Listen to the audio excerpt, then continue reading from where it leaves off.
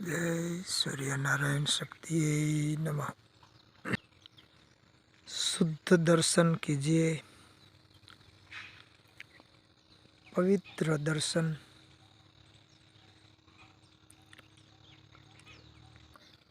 आज का प्रश्न है कि सब लोग को आत्मज्ञान की जिज्ञासा क्यों ज़्यादा रहती है, आत्मा क्यों ज़्यादा प्रिय लगता है सबको।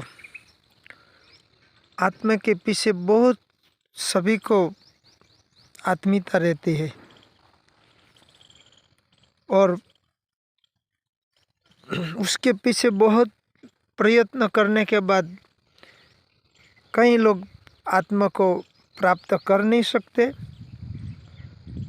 और आत्मा का अनुभव भी नहीं कर सकता। उसका कारण क्या है?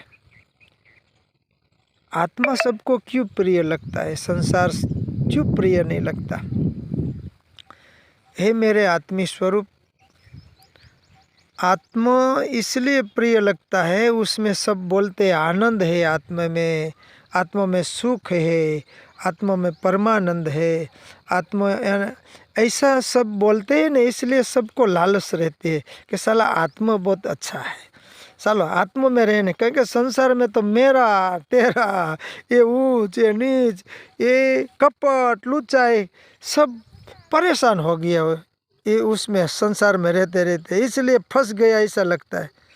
सब दूषित कर्म करके इतना फंस गया कि खुद को पता नहीं चलता है क्या करना चाहिए क्या नहीं करना चाहिए।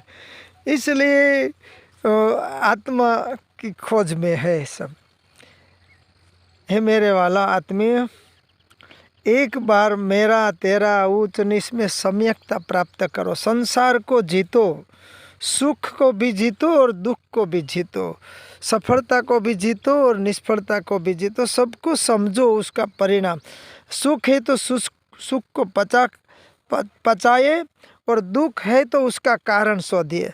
संसार में ऐसा सब राग द्वेष सब को पचाने के बाद, उसको समझने के बाद ऐसा जीवन हो जाता है, ऐसा जीवन हो जाता है कि मैं कौन हूँ उसका भान, मतलब आत्मस्वरूप में ऑटोमेटिक चला जाता है। आनंद रहता है। ये ककड़ाहट छोड़ के आत्मा नहीं मिलता है, उसमें सम्यकता प्राप्त करनी पड़ती है। पहला संसार को जीतो, बाद में आत्मा की बातों समझने का प्रयत्न।